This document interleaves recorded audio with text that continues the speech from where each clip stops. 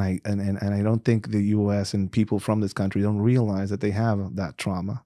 They have a trauma of being on top, right? Complacency. We're at the top. We're the cultural center. We are the winners. We have the World Series that only we play in.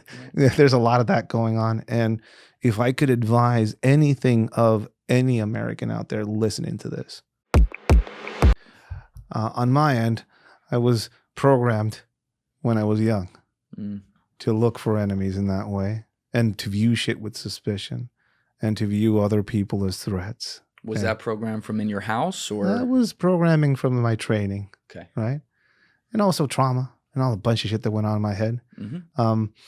When I left Mexico and came up here, you know what the first thing that shocked me was? What's that? No fences in front of the houses. In a country that talks a lot about borders, that was the first thing that shocked me, right?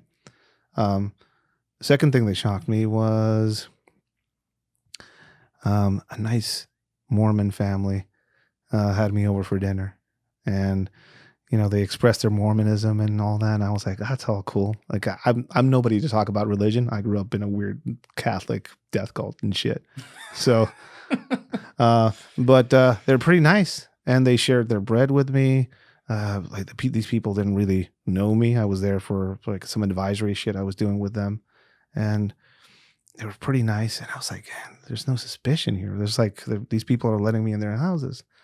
Then I went around the country, and I think I've seen most of the United States except Alaska and Hawaii. I think I'm missing. Maybe Puerto Rico.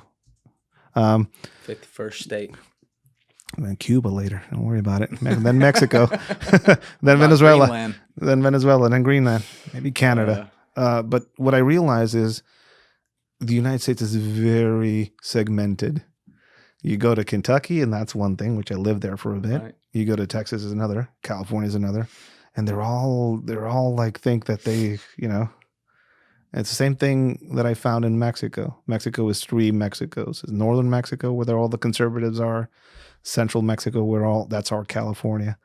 And then southern Mexico, which is completely forgotten. That's our South, I guess. I encountered, but what I did encounter here in the U.S. was like a lot of kindness, openness, curiosity, and safety in a lot of places. I know, well, except Baltimore. I don't like Baltimore, but other than that, walking down the street here with you, and I looked around a lot. I don't know if you've noticed that. Oh yeah. It's not because I'm suspicious about this place. It's because I'm traumatized. Yes. I come from a country where there's a lot of shit that happened to me, and I have that trauma, and I carry it with me.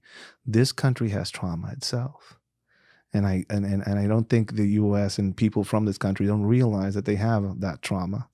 They have a trauma of being on top, right? Complacency. We're at the top. We're the cultural center. We are the winners. We have the World Series that only we play in.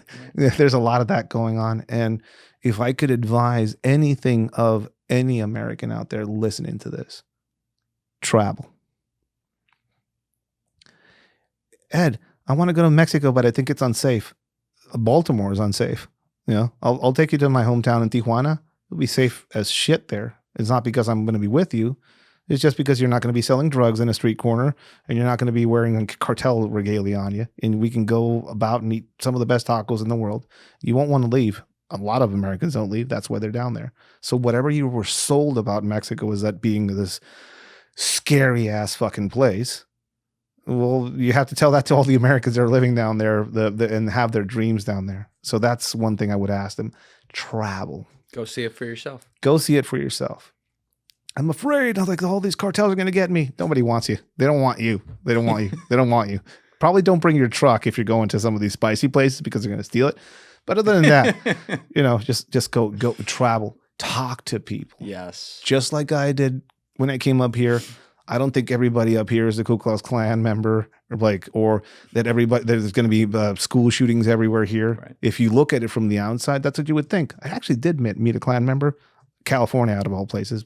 Beside the point, Grand Dragon in Fallbrook, California. They have Anyways, Now you're like an enemy too, right? They they looked don't at like me. Mexicans at They're all. like, Like he can't pass. you can't. At least you speak our language correctly. You know.